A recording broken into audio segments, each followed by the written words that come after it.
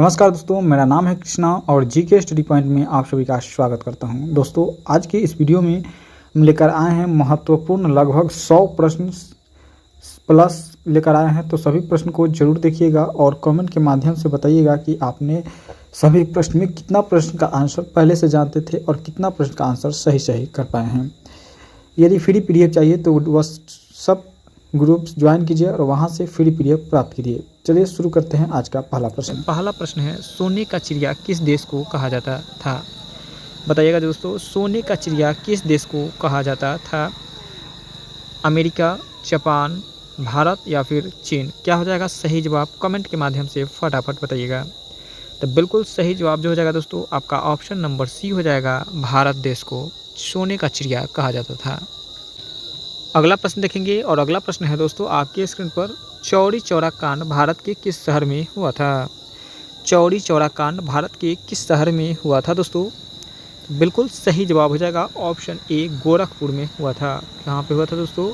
गोरखपुर में हुआ था। चौरी चौरा कांड भारत के गोरखपुर शहर में हुआ था दोस्तों, याद रखिएगा। ऑप्शन नंबर ए हो जाएगा सही जवाब।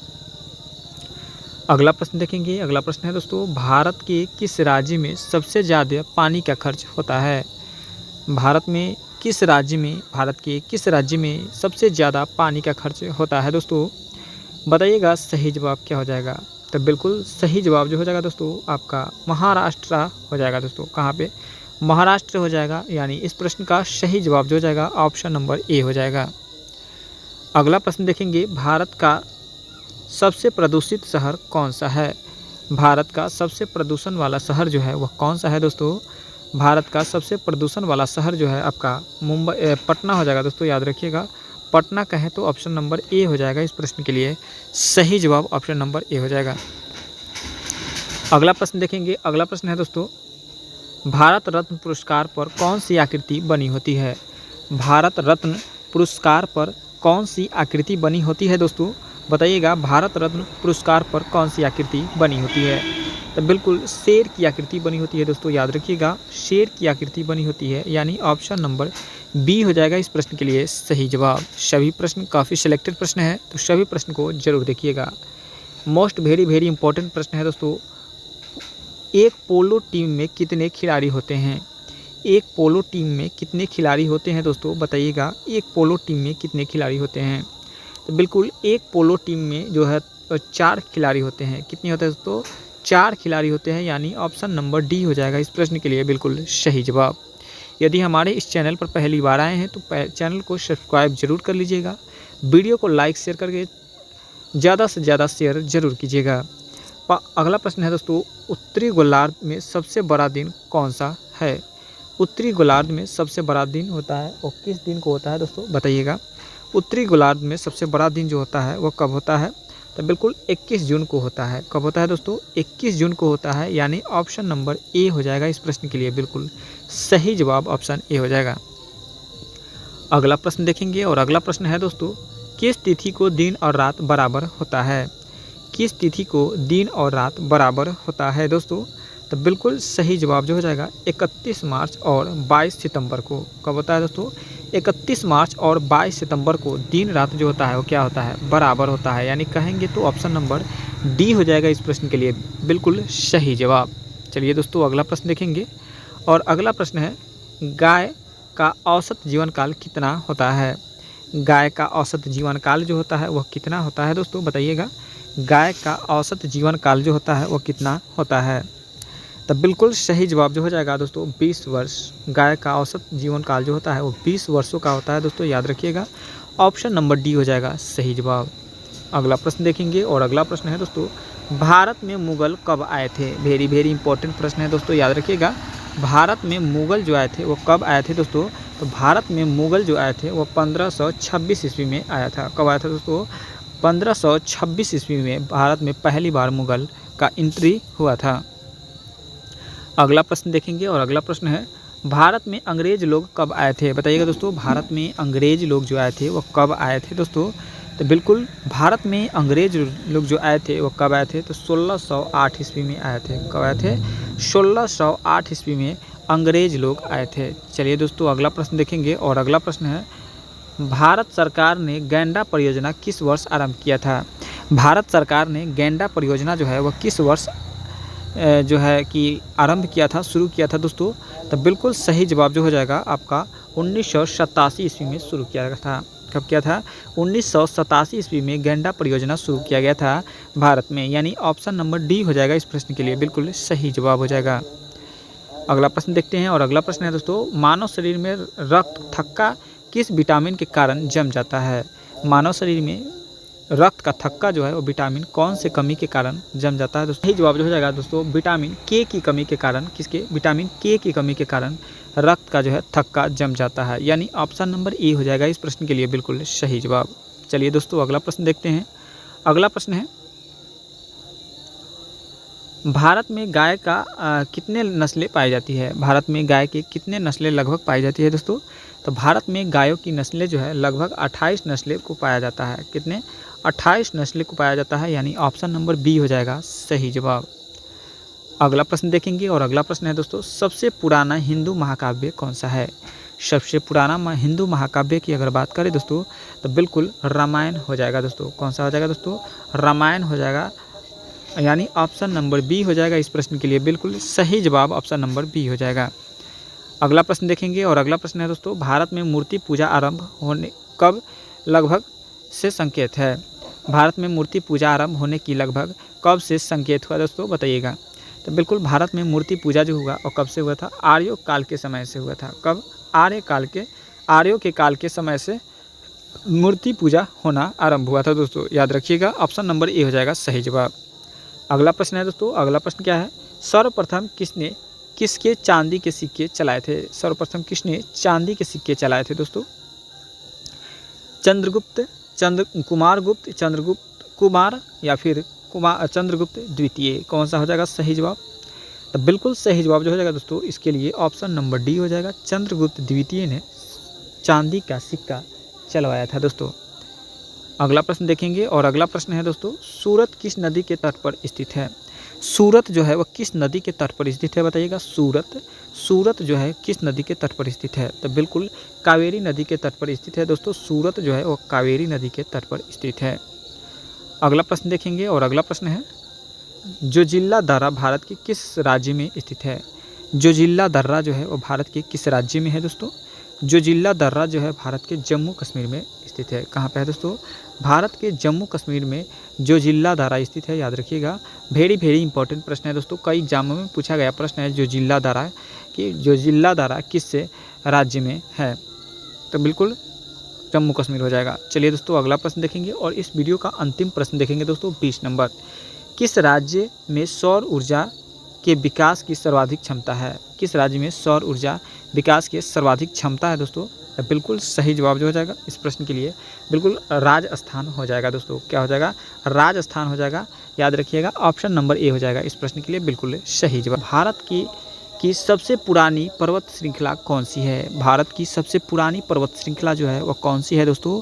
तो बिल्कुल ऑप्शन सही हो जाएगा, अरावली पर्वत श्रृंखला। कौन सी हो जाएगा दोस्तों? अरावली पर्वत श्रृंखला, यानी इस प्रश्न के लिए ऑप्शन नंबर सी हो जाएगा करेक्ट आंसर, याद रखिएगा। चलिए दोस्तों अगला प्रश्न देखते हैं।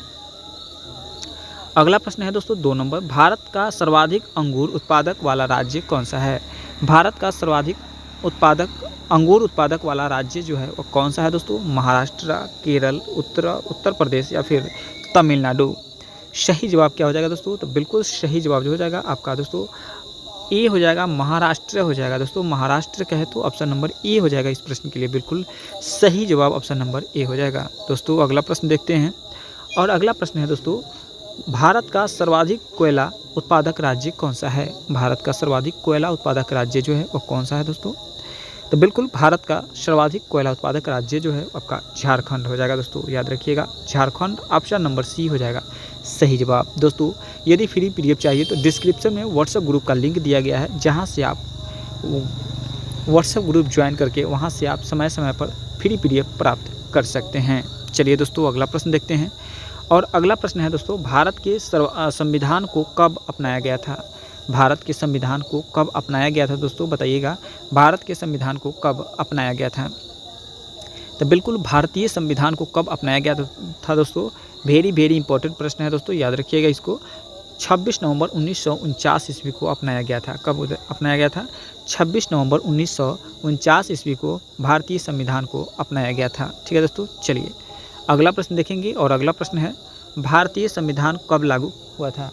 भारत का संविधान जो है वह कब लागू किया गया था दोस्तों? तो बिल्कुल 26 जनवरी 1950 ईस्वी को अपना लागू किया गया था। 26 जनवरी 1950 ईस्वी को, यानी ऑप्शन नंबर ए हो जाएगा इस प्रश्न के लिए सही जवाब। चलिए दोस्तों अगला प्रश्न देखते हैं। नई दिल्ली सभा पहले भारत की राजधानी कहाँ थी? नई दिल्ली से पहले भारत की राजधानी जो थी वो कहाँ पे थी दोस्तों, बताइएगा। नई दिल्ली से पहले भारत की राजधानी कहाँ पे थी? नई दिल्ली से पहले भारत की राजधानी जो थी वो कहाँ पे थी दोस्तों? तो बिल्कुल कोलकाता में थी। कहाँ पे थी? कोलकाता में थी, यानी ऑप्शन नंबर डी हो जाएगा इस प्रश्न के लिए बिल्कुल सही जवाब। ऑप्शन नंबर डी हो जाएगा। चलिए दोस्तों अगला प्रश्न देखते हैं। भारत को आज़ादी कब मिली थी? भारत को आज़ादी कब मिली थी दोस्तों? यानी भारत स्वतंत्र कब हुआ था? अंग्रेजों के चुंगल से कब छूटा था दोस्तों? तो बिल्कुल 15 अगस्त 1947 ईस्वी को अंग्रेजों के से छुटकारा मिला था भारत को। ठीक है दोस्तों, चलिए अगला प्रश्न देखते हैं और अगला प्रश्न है दोस्तों, भारत का सबसे अधिक मूंगफली उत्पादक राज्य कौन सा है? भारत की सबसे अधिक मूंगफली उत्पादक राज्य जो है वह कौन सा है दोस्तों? तो बिल्कुल गुजरात हो जाएगा दोस्तों। गुजरात कहे तो ऑप्शन नंबर बी हो जाएगा इस प्रश्न के लिए बिल्कुल सही जवाब। ऑप्शन नंबर बी हो जाएगा। चलिए दोस्तों अगला प्रश्न देखते हैं और अगला प्रश्न है भारत सबसे अधिक सरसों का उत्पादक राज्य कौन सा है? भारत में सबसे अधिक सरसों का उत्पादक राज्य जो है वह कौन सा हो जाएगा दोस्तों? तो बिल्कुल गुजरात राज्य हो जाएगा दोस्तों, याद रखिएगा गुजरात राज्य सरसों का भी अधिक उत्पादन करता है। चलिए दोस्तों अगला प्रश्न देखते हैं। भारत में पिन कोड की शुरुआत कब हुई थी? भारत में पिन कोड की शुरुआत जो हुई थी वह कब हुई थी दोस्तों? तो बिल्कुल भारत में पिन कोड की शुरुआत जो हुई थी दोस्तों वो हुआ था 15 अगस्त 1972 ईस्वी को हुआ था। कब हुआ था दोस्तों?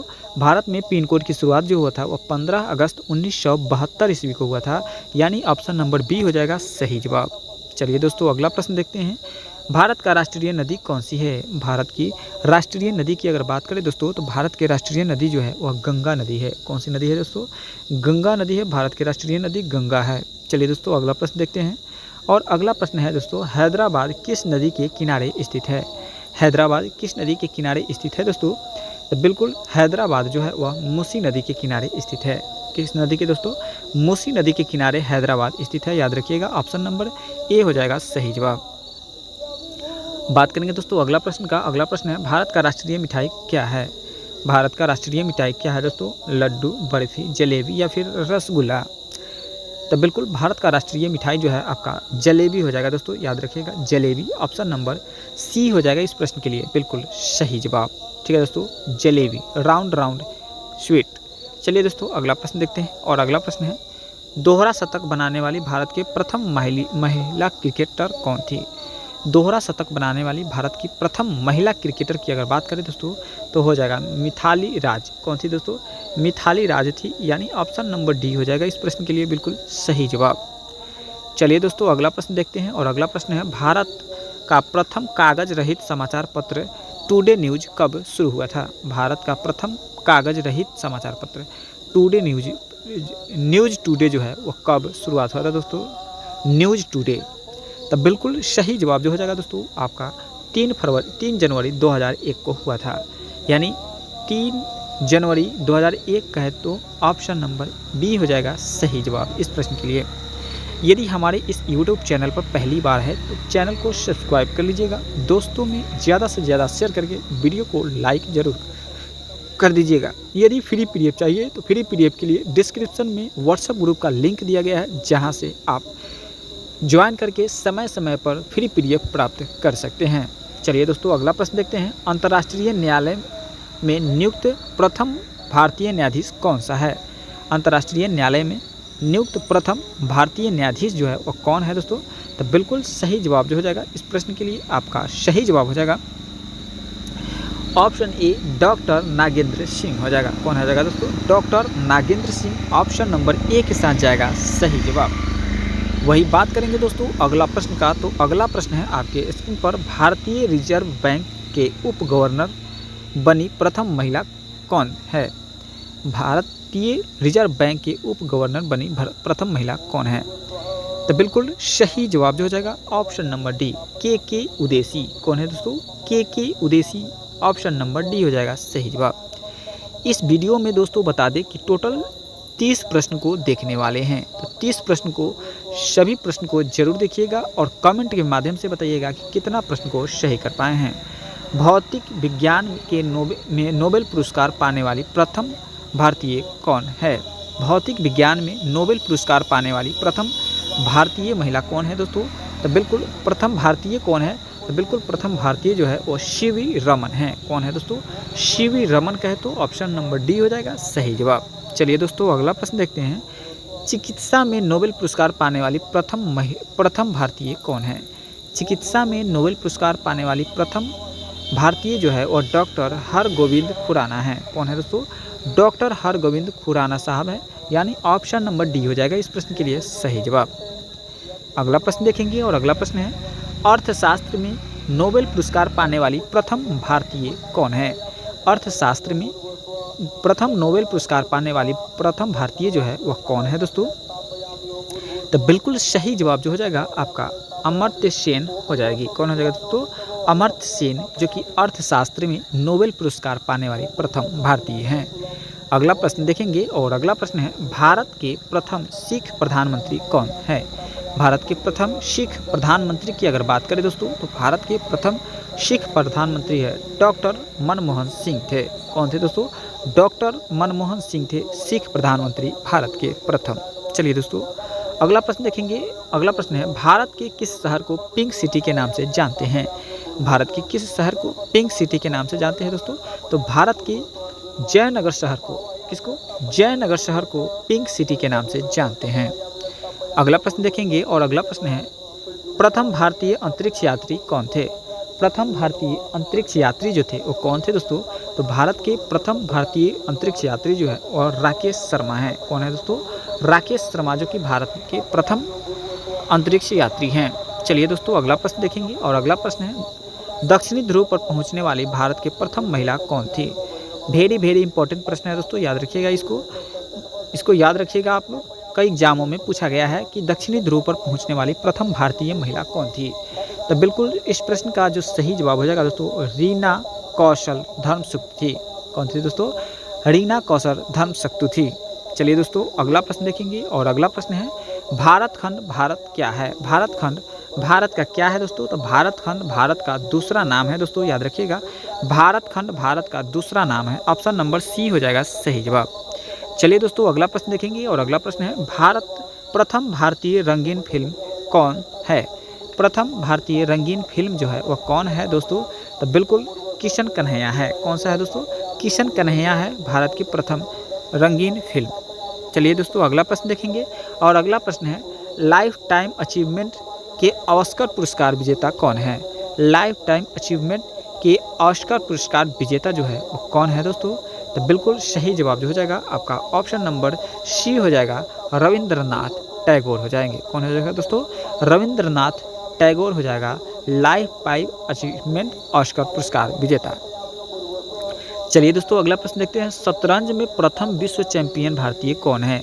शतरंज में विश्व चैंपियन भारतीय कौन है दोस्तों? तो बिल्कुल विश्वनाथन आनंद है। कौन है दोस्तों?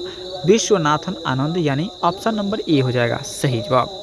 चलिए दोस्तों अगला प्रश्न देखेंगे और इस वीडियो का अंतिम प्रश्न है दोस्तों, दिल्ली के मुख्यमंत्री का नियुक्ति कौन करता है? दिल्ली के मुख्यमंत्री का नियुक्ति जो है वो भारत के राष्ट्रपति करते हैं। कौन करते हैं दोस्तों? भारत के राष्ट्रपति करते हैं, यानी ऑप्शन नंबर डी हो जाएगा इस प्रश्न के लिए बिल्कुल सही जवाब। वीडियो अच्छा लगा हो तो वीडियो को लाइक कर दीजिएगा, शेयर कर दीजिएगा और अपने दोस्तों में को भी बता दीजिएगा। तो चलिए, तो लाल बहादुर शास्त्री की समाधि स्थल किस नदी के किनारे स्थित है? लाल बहादुर शास्त्री की समाधि स्थल जो है वो किस नदी के किनारे है दोस्तों? तो बिल्कुल यमुना नदी के किनारे है। कौन सी नदी के दोस्तों? यमुना नदी के किनारे है, यानी ऑप्शन नंबर सी हो जाएगा सही जवाब। दोस्तों अगला प्रश्न देखेंगे और अगला प्रश्न है, शेषनाग झील किस राज्य में स्थित है? शेषनाग झील जो है वो किस राज्य में स्थित है दोस्तों? तो बिल्कुल जम्मू कश्मीर में स्थित है। कहाँ पे है दोस्तों? जम्मू कश्मीर राज्य में स्थित है, याद रखिएगा। चलिए दोस्तों अगला प्रश्न देखते हैं और अगला प्रश्न है, महात्मा गांधी का जन्म किस वर्ष हुआ था? वेरी इंपॉर्टेंट है दोस्तों, याद रखिएगा। महात्मा गांधी का जन्म जो हुआ था वो किस किस वर्ष हुआ था दोस्तों? तो बिल्कुल 1969 ईस्वी को हुआ था। 2 अक्टूबर 1869 ईस्वी को महात्मा गांधी जी का जन्म हुआ था। चलिए दोस्तों अगला प्रश्न देखते हैं। प्रोटीन का उच्चतम स्रोत क्या है? प्रोटीन का उच्चतम स्रोत जो है वो क्या है दोस्तों? नमक, अंडा, सोयाबीन या फिर गाजर? क्या हो जाएगा सही जवाब दोस्तों बताइएगा। तो बिल्कुल प्रोटीन का उच्चतम स्रोत जो है वो सोयाबीन होता है दोस्तों। प्रोटीन जो होता है अधिकतम सोयाबीन में पाया जाता है। अगला प्रश्न देखते हैं। अगला प्रश्न है बंगाल का शोक किस नदी को कहा जाता है? बंगाल का शोक जो है वो किस नदी को कहा जाता है दोस्तों? तो बंगाल का शोक जो कहा जाता है वह दामोदर नदी को कहा जाता है दोस्तों। याद रखिएगा दामोदर नदी को बंगाल का शोक कहा जाता है, यानी ऑप्शन नंबर डी हो जाएगा सही जवाब। यदि वीडियो अच्छा लग रहा हो तो वीडियो को लाइक कर दीजिएगा, चैनल को सब्सक्राइब कर लीजिएगा और अपने दोस्तों में ज़्यादा से ज़्यादा शेयर जरूर कर दीजिएगा। अगला प्रश्न देखते हैं दोस्तों। अगला प्रश्न है दोस्तों स्वराज पार्टी के संस्थापक कौन थे? स्वराज पार्टी के संस्थापक जो थे वो कौन थे दोस्तों बताइएगा सही जवाब क्या होगा। तो बिल्कुल स्वराज पार्टी के संस्थापक जो थे आपका सही जवाब हो जाएगा 6 नंबर के लिए बिल्कुल करेक्ट आंसर हो जाएगा ऑप्शन नंबर ए बी हो जाएगा मोतीलाल नेहरू थे। कौन थे दोस्तों? Motilal Nehru. Option number B हो जाएगा इस प्रश्न के लिए बिल्कुल सही जवाब। अगला प्रश्न देखेंगे और अगला प्रश्न है दोस्तों गदर पार्टी के संस्थापक कौन थे? गदर पार्टी के संस्थापक कौन थे दोस्तों? तो बिल्कुल गदर पार्टी के संस्थापक जो थे वो लाला हरदयाल जी थे। कौन थे दोस्तों? गदर पार्टी के संस्थापक लाला हरदयाल जी थे। ऑप्शन नंबर ए हो जाएगा सही जवाब। अगला प्रश्न देखेंगे the race of Mayar life पुस्तक का लेखक कौन है? The race of Mayar life पुस्तक का लेखक जो है वो कौन है दोस्तों बताइएगा सही जवाब। तो बिल्कुल सही जवाब जो हो जाएगा दोस्तों आपका option number B Milkha Singh हो जाएगी। कौन हो जाएगा दोस्तों? Milkha Singh. Option number B हो जाएगा सही जवाब। अगला प्रश्न देखेंगे मानव शरीर का सामान्य तापमान कितना होता है? मानव शरीर का सामान्य तापमान जो होता है वह 37 डिग्री सेल्सियस होता है। कितनी होता है दोस्तों? 37 डिग्री सेल्सियस होता है, यानी ऑप्शन नंबर सी हो जाएगा इस प्रश्न के लिए सही जवाब। अगला प्रश्न देखेंगे और अगला प्रश्न है 1924 में कांग्रेस अधिवेशन की अध्यक्षता किसने की थी? 1924 में कांग्रेस अधिवेशन की अध्यक्षता किसके द्वारा की गई थी दोस्तों? तो बिल्कुल सही जवाब जो हो जाएगा महात्मा गांधी जी के द्वारा की गई थी। वेरी वेरी इंपॉर्टेंट प्रश्न है, इसको याद रखिएगा आप लोग। दोस्तों यदि वीडियो अच्छा लग रहा हो तो वीडियो को लाइक कर दीजिएगा, चैनल को पर पहली बार है तो चैनल को सब्सक्राइब करके अपने दोस्तों में ज़्यादा से ज़्यादा शेयर जरूर कर दीजिएगा। शिक्षा का अधिकार किस अनुच्छेद में है दोस्तों? शिक्षा का अधिकार जो है वह 21 के ए में है। किस में है दोस्तों? 21 के ए में है। शिक्षा का अधिकार जो है 21 के ए में है। चलिए दोस्तों अगला प्रश्न देखते हैं और अगला प्रश्न है किस आयोग ने भारतीय रिजर्व बैंक की स्थापना का सिफारिश की थी? किस आयोग ने भारतीय रिजर्व बैंक की स्थापना की सिफारिश की थी दोस्तों? तो बिल्कुल सही जवाब जो हो जाएगा आपका हिल्टन यंग आयोग ने, यानी ऑप्शन नंबर सी हो जाएगा इस प्रश्न के लिए सही जवाब। चलिए दोस्तों अगला प्रश्न देखते हैं और अगला प्रश्न है दोस्तों विंग्स ऑफ फायर पुस्तक का लेखक कौन है? विंग्स ऑफ फायर पुस्तक का लेखक जो है वो कौन है दोस्तों? तो बिल्कुल सही जवाब जो हो जाएगा आपका अब्दुल कलाम है। कौन है दोस्तों? Abdul Kalam wings of fire पुस्तक को लिखे थे। अगला प्रश्न देखते हैं और अगला प्रश्न है भारतीय संविधान के अनुच्छेद 61 किससे संबंधित है? भारतीय संविधान के अनुच्छेद 61 जो है वह किससे संबंधित है दोस्तों? तो बिल्कुल राष्ट्रपति पर महाभियोग लगाने से संबंधित है। किससे है?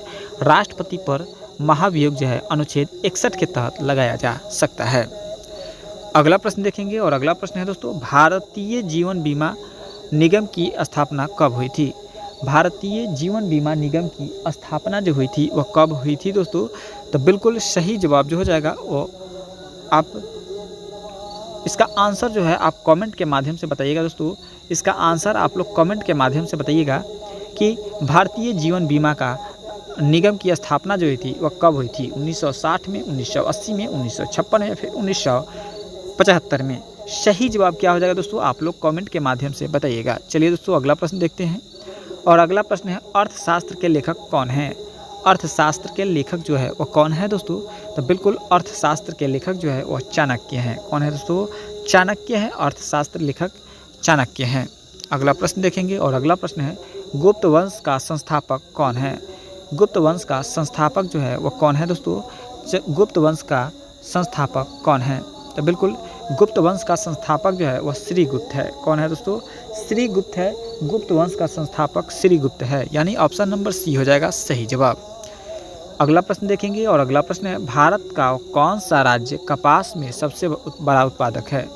भारत का कौन सा राज्य है जो कपास में सबसे बड़ा उत्पादक राज्य है। तो बिल्कुल कपास का सबसे बड़ा उत्पादक राज्य जो है वह गुजरात हो जाएगा। कौन सा हो जाएगा दोस्तों, गुजरात हो जाएगा कपास का सबसे बड़ा उत्पादक राज्य। दोस्तों अगला प्रश्न देखेंगे और अगला प्रश्न है हीराकुंड बांध किस नदी पर स्थित है। हीराकुंड बांध जो है वह किस नदी पर है दोस्तों, गंगा, कृष्णा, महानदी या फिर गोदावरी। तो बिल्कुल हीराकुंड बांध जो है वह महानदी पर स्थित है। किस पर है दोस्तों, महानदी कहे तो ऑप्शन नंबर सी हो जाएगा सही जवाब। अगला प्रश्न देखेंगे और इस वीडियो का अंतिम प्रश्न है दोस्तों, सबसे अधिक ध्वनि का अधिकतम होता है। ध्वनि की अधिकतम कब होती है दोस्तों, किसमें ध्वनि का अधिक गति होता है। तो बिल्कुल सही जवाब जो हो जाएगा आपका ठोस हो जाएगा। ठीक है दोस्तों, सबसे अधिक ध्वनि जो होता है वो किस में होता है, तो ठोस में होता है। महात्मा गांधी के समाधि स्थल को क्या कहते हैं। महात्मा गांधी की समाधि स्थल को क्या कहते हैं दोस्तों, फटाफट आप लोग आंसर कमेंट के माध्यम से जरूर बताइएगा। तो बिल्कुल महात्मा गांधी जी की समाधि स्थल को कहा जाता है राजघाट। क्या कहा जाता है दोस्तों, राजघाट कहा जाता है। ऑप्शन डी हो जाएगा सही जवाब। अगला प्रश्न है दोस्तों, पीली क्रांति का संबंध किससे है। पीली क्रांति का संबंध जो है वह किससे है दोस्तों, तो बिल्कुल तिलहन से है। किससे है दोस्तों, पीली क्रांति का संबंध जो है वह तिलहन से है, यानी ऑप्शन नंबर ए हो जाएगा सही जवाब। अगला प्रश्न देखेंगे और अगला प्रश्न है थीन बांध किस नदी पर स्थित है। थीन बांध जो है वह किस नदी पर स्थित है दोस्तों, महत्वपूर्ण प्रश्न है तो याद जरूर रखिएगा। थीन बांध जो है वह रावी नदी के तट पर स्थित है। किस पर है दोस्तों, रावी नदी कहे तो ऑप्शन नंबर ए हो जाएगा सही जवाब इस प्रश्न के लिए। चलिए दोस्तों अगला प्रश्न देखते हैं और अगला प्रश्न है दोस्तों, भारत एवं चीन की सीमा रेखा क्या कहलाती है। भारत और चीन की सीमा रेखा जो है वो क्या कहलाती है दोस्तों, तो बिल्कुल भारत और चीन की सीमा रेखा जो है वो मैक-मोहन रेखा कहलाती है। कौन सा रेखा कहलाती है दोस्तों, मैक-मोहन रेखा कहलाती है। आप लोग कमेंट के माध्यम से बताइएगा दोस्तों कि भारत और पाकिस्तान सीमा रेखा को क्या कहते हैं। कमेंट के माध्यम से ज़रूर बताइएगा। चलिए दोस्तों अगला प्रश्न देखते हैं, टिबिया नामक हड्डी कहाँ पे पाई जाती है। तो टिबिया नामक हड्डी जो पाई जाती है वह टांग में पाई जाती है दोस्तों। कहाँ पे पाई जाती है, टिबिया नामक हड्डी जो पाई जाती है वह टांग में पाई जाती है। याद रखिएगा आप लोग, ऑप्शन नंबर सी हो जाएगा इस प्रश्न के लिए बिल्कुल सही जवाब। टिबिया नामक हड्डी जो है वह टांग में पाया जाता है। ठीक है दोस्तों, और सबसे मोटा हड्डी होता है, चमकीला हड्डी होता है, ये भी याद रखिएगा। टिबिया नामक हड्डी जो होता है वह खोखला हड्डी होता है, लेकिन मोटा भी होता है और चमकीला भी होता है। एग्जाम में पूछा जा सकता है दोस्तों, याद रखिएगा।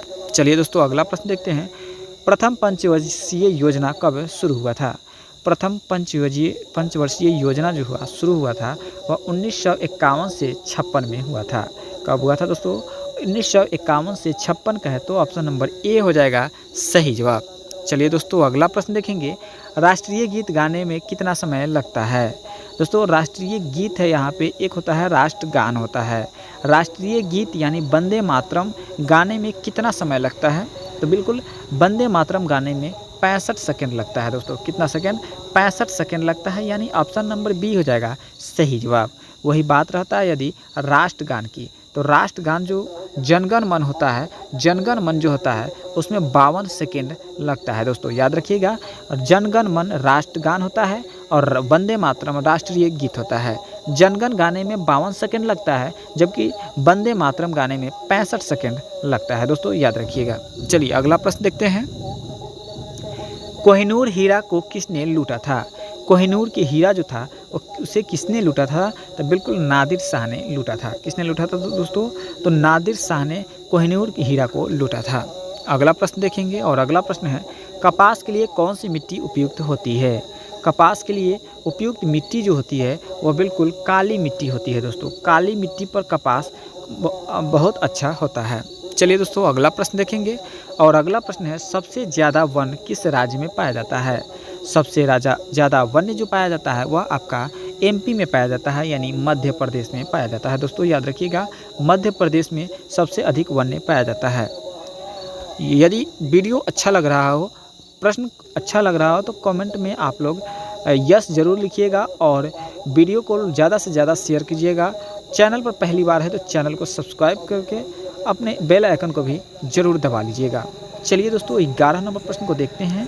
11 नंबर प्रश्न है विश्व का दूसरे सबसे बड़ा महाद्वीप कौन सा है। विश्व का सबसे बड़ा महाद्वीप नहीं बल्कि दूसरा सबसे बड़ा महाद्वीप कौन सा है। विश्व का दूसरा सबसे बड़ा महाद्वीप की अगर बात करें दोस्तों तो हो जाएगा आपका ऑप्शन नंबर बी हो जाएगा दोस्तों, अफ्रीका महाद्वीप। कौन सी द्वीप? अफ्रीका महाद्वीप विश्व का दूसरा सबसे बड़ा महाद्वीप है। वही बात करें दोस्तों विश्व का सबसे बड़ा महाद्वीप, तो विश्व का सबसे बड़ा महाद्वीप जो हो जाएगा दोस्तों आपका ऑप्शन नंबर ए। ठीक है दोस्तों, विश्व का सबसे बड़ा महाद्वीप एशिया और दूसरा बड़ा महाद्वीप अफ्रीका हो जाएगा। चलिए दोस्तों अगला प्रश्न देखते हैं और अगला प्रश्न है पानीपत की दूसरी लड़ाई कब हुई थी। पानीपत की दूसरी लड़ाई जो हुई थी वह कब हुई थी दोस्तों? बिल्कुल 1556 ईस्वी में हुआ था। कब हुआ था दोस्तों? 1556 ईस्वी में पानीपत का दूसरा युद्ध हुआ था। पानीपत शहर जो है वो किस राज्य में है? तो बिल्कुल हरियाणा राज्य में है। किस राज्य में है दोस्तों? हरियाणा राज्य में है, याद रखिएगा। चलिए दोस्तों अगला प्रश्न देखते हैं। शिवाजी को तोपें किसने प्रदान की थी। शिवाजी को तोप जो प्रदान किया था वो किसने किया था दोस्तों? तो बिल्कुल शिवाजी को तोप जो दिया था वह अंग्रेजों ने दिया था। किसने दिया था दोस्तों? अंग्रेजों ने दिया था, यानी ऑप्शन नंबर बी हो जाएगा सही जवाब। चलिए दोस्तों अगला प्रश्न देखते हैं। भारतीय राष्ट्रीय कांग्रेस की स्थापना कब हुई थी। भारतीय राष्ट्रीय कांग्रेस की स्थापना जो हुई थी वह कब हुई थी दोस्तों? मोस्ट इंपॉर्टेंट प्रश्न है दोस्तों, याद रखिएगा इसको। मोस्ट इंपॉर्टेंट प्रश्न है। भारतीय कांग्रेस पार्टी की स्थापना जो हुई थी वो कब हुई थी दोस्तों? तो बिल्कुल 1885 ईस्वी को हुआ था। कब हुआ था दोस्तों? 1885 ईस्वी को हुआ था, यानी ऑप्शन नंबर बी हो जाएगा सही जवाब। अगला प्रश्न देखेंगे। मौन घाटी संबंध किससे संबंधित है। मौन घाटी का संबंध किस राज्य से है बताइएगा दोस्तों। मौन घाटी का संबंध जो है वह किस राज्य से है? तो बिल्कुल मौन घाटी का संबंध जो है वह केरल राज्य से है दोस्तों, याद रखिएगा। केरल राज्य का है तो ऑप्शन नंबर ए हो जाएगा सही जवाब। अगला प्रश्न देखेंगे दोस्तों। अगला प्रश्न है अंतारा कहाँ की समाचार एजेंसी है। अंतारा जो है वह कहाँ की समाचार एजेंसी है दोस्तों? तो बिल्कुल अंतारा जो है इंडोनेशिया के समाचार एजेंसी है। अंतारा जो है इंडोनेशिया के समाचार एजेंसी है दोस्तों। इंडोनेशिया की राजधानी कहाँ पे है? कमेंट के माध्यम से बताइएगा। चलिए दोस्तों खालसा पंथ की स्थापना किसने किया था। खालसा पंथ की स्थापना जो किया था वो किसने किया था दोस्तों? तो बिल्कुल खालसा पंथ की स्थापना जो किया था गुरु गोविंद सिंह ने किए थे। कौन? गुरु गोविंद सिंह ने किया था। खालसा पंथ की स्थापना गुरु गोविंद सिंह ने किया था। चलिए दोस्तों अगला प्रश्न देखेंगे और अगला प्रश्न है हीमोग्लोबिन में कौन सा तत्व पाया जाता है। हीमोग्लोबिन में अगर तत्व की बात करें तो लोहा पाया जाता है दोस्तों, याद रखिएगा। लोहा पाया जाता है हीमोग्लोबिन में, लोहा तत्व के रूप में पाया जाता है। अगला प्रश्न देखेंगे। अगला प्रश्न है लीची का कौन सा भाग खाया जाता है। लीची का कौन सा भाग खाया जाता है दोस्तों? तो बिल्कुल लीची का एरिल भाग खाया जाता है। कौन सा भाग? लीची का एरिल भाग को खाया जाता है दोस्तों, जो कि मध्य में होता है। ऊपर से छिलका होता है, उसके नीचे में जो बीच में जो होता है वो खाने वाला होता है और सबसे नीचा बीज होता है। चलिए दोस्तों अगला प्रश्न देखेंगे। नींबू का पीएच मान कितना होता है। नींबू का पीएच मान लगभग 2.2 होता है। कितना होता है? 2.2, यानी ऑप्शन नंबर ए हो जाएगा सही जवाब। कितना हो जाएगा दोस्तों? ऑप्शन नंबर ए के साथ जाएगा बिल्कुल सही जवाब, ऑप्शन नंबर ए हो जाएगा। मरो का नारा किसने दिया था। मरो का नारा जो दिया था वो किसने दिया था दोस्तों? तो महात्मा गांधी जी दिए थे। करो या मरो का नारा महात्मा गांधी जी के द्वारा दिया गया था। बात करेंगे अगला प्रश्न का।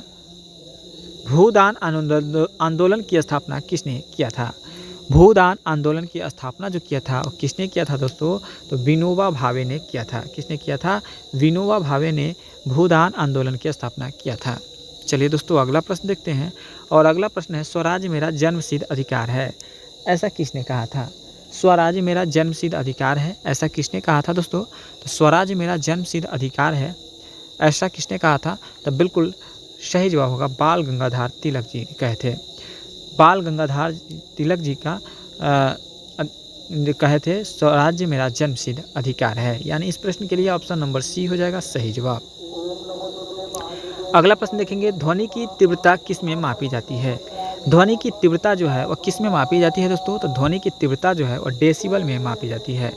किसमें? डेसिबल में मापी जाती है ध्वनि की तीव्रता को। चलिए अगला प्रश्न देखते हैं, और अगला प्रश्न है, कांग्रेस के प्रथम मुस्लिम अध्यक्ष कौन थे? कांग्रेस के प्रथम मुस्लिम अध्यक्ष जो थे वह बदरुद्दीन तैयबजी थे। कौन थे? बदरुद्दीन तैयबजी कहे तो ऑप्शन नंबर ए हो जाएगा सही जवाब। अगला प्रश्न देखेंगे, और अगला प्रश्न है, सबसे कम उम्र में फांसी की सज़ा पाने वाले क्रांतिकारी कौन थे? सबसे कम उम्र में फांसी की सज़ा पाने वाले क्रांतिकारी जो थे वह खुदीराम बोस थे। कौन थे दोस्तों? खुदीराम बोस थे, जो कि सबसे कम उम्र में फांसी की सज़ा हुआ था। चलिए दोस्तों अगला प्रश्न देखेंगे। अगला प्रश्न है, ग्लूकोमा रोग शरीर के किस अंग से संबंधित है? ग्लूकोमा रोग जो है और शरीर के किस अंग से संबंधित है? तो आँख से संबंधित है दोस्तों। ग्लूकोमा रोग जो है आँख से संबंधित है दोस्तों, याद रखिएगा। चलिए दोस्तों अगला प्रश्न देखते हैं, और अगला प्रश्न है, मछलियों की यकृत तेल में किसकी प्रचुर मात्रा होती है? मछलियों के यकृत के तेल में जो प्रचुर मात्रा होती है किसकी होती है दोस्तों? तो बताइएगा सही जवाब। तो बिल्कुल इस प्रश्न के लिए बिल्कुल करेक्ट आंसर हो जाएगा विटामिन डी की अधिक प्रचुर मात्रा होती है। किसकी? विटामिन डी, यानी ऑप्शन नंबर डी हो जाएगा सही जवाब। चलिए अगला प्रश्न देखते हैं, भारत के किस राज्य में सर्वाधिक चावल का उत्पादन होता है? भारत के किस राज्य में सर्वाधिक चावल का उत्पादन होता है दोस्तों? पंजाब, छत्तीसगढ़, उत्तर प्रदेश या फिर पश्चिम बंगाल? तो बिल्कुल इस प्रश्न का जो सही जवाब हो जाएगा दोस्तों ऑप्शन नंबर डी हो जाएगा, यानी पश्चिम बंगाल। पश्चिम बंगाल करेक्ट आंसर हो जाएगा। चीनी का कटोरा किस राज्य को कहते हैं? कमेंट के माध्यम से बताइएगा। अगला प्रश्न देखेंगे, और अगला प्रश्न है, भारतीय संविधान का कौन सा भाग संविधान संशोधन से संबंधित है? भारतीय संविधान का वह कौन सा भाग है जो संविधान संशोधन से संबंधित है? तो बिल्कुल 20वां भाग है। कौन सा भाग है दोस्तों? 20वां भाग कहे तो ऑप्शन नंबर ए हो जाएगा सही जवाब। अगला प्रश्न देखेंगे। अगला प्रश्न है, नहरकटिया तेल क्षेत्र किस राज्य में स्थित है? नहरकटिया तेल क्षेत्र जो है वो किस राज्य में है दोस्तों? तो बिल्कुल सही जवाब जो हो जाएगा दोस्तों ऑप्शन नंबर बी असम में हो जाएगा। ऑप्शन बी हो जाएगा, यानी असम। ऑप्शन बी हो जाएगा सही जवाब। चलिए दोस्तों अगला प्रश्न देखते हैं, और अगला प्रश्न है, चंबल नदी किसकी सहायक नदी कहलाती है? चंबल नदी किसकी सहायक नदी कहलाती है दोस्तों? तो बिल्कुल चंबल नदी जो है यमुना नदी की सहायक नदी कहलाती है। किसकी? यमुना नदी की सहायक नदी कहलाती है। चंबल नदी यमुना नदी की सहायक नदी कहलाती है। अगला प्रश्न देखेंगे, और अगला प्रश्न है, मौर्य राजवंश का अंतिम शासक कौन था? मौर्य राजवंश का अंतिम शासक कौन था दोस्तों? तो बिल्कुल मौर्य राजवंश का अंतिम शासक जो था वो कौन था? तो बिल्कुल बृहदत्त था। कौन था दोस्तों? बृहदत्त था, यानी ऑप्शन नंबर बी हो जाएगा सही जवाब। बृहदत्त मौर्य वंश का अंतिम शासक था। अगला प्रश्न देखेंगे, कंचनजंगा बायोस्फीयर रिजर्व किस राज्य में स्थित है? कंचनजंगा बायोस्फीयर रिजर्व किस राज्य में है दोस्तों? तो बिल्कुल सही जवाब जो हो जाएगा आपका सिक्किम राज्य में है। किस राज्य में है दोस्तों? सिक्किम राज्य कहे तो ऑप्शन नंबर बी सी हो जाएगा सही जवाब। चलिए दोस्तों अगला प्रश्न देखते हैं, और अगला प्रश्न है, आगरा शहर की स्थापना किसने किया था? आगरा शहर की स्थापना जो किया था वो किसने किया था दोस्तों? तो बिल्कुल सही जवाब हो जाएगा सिकंदर लोदी ने। किसने किया था? आगरा शहर की स्थापना जो किया था वो सिकंदर लोदी ने किया था। ऑप्शन नंबर ए हो जाएगा सही जवाब। चलिए दोस्तों अगला प्रश्न देखते हैं, बनिहाल दर्रा किस राज्य में स्थित है? बनिहाल दर्रा जो है किस राज्य में है दोस्तों? तो बिल्कुल जम्मू कश्मीर में है दोस्तों। किस में है? जम्मू कश्मीर में है दोस्तों, याद रखिएगा Jammu Kashmir. Option number B हो जाएगा सही जवाब। चलिए दोस्तों अगला प्रश्न देखते हैं, बारडोली सत्याग्रह कौन सा संबंधित है? बारडोली सत्याग्रह से कौन संबंधित है दोस्तों? बारडोली सत्याग्रह से कौन संबंधित है? तो बिल्कुल बारडोली सत्याग्रह से संबंधित जो है वो सरदार वल्लभ भाई पटेल है। कौन है दोस्तों? सरदार वल्लभ भाई पटेल। ऑप्शन नंबर सी हो जाएगा सही जवाब। अगला प्रश्न देखेंगे,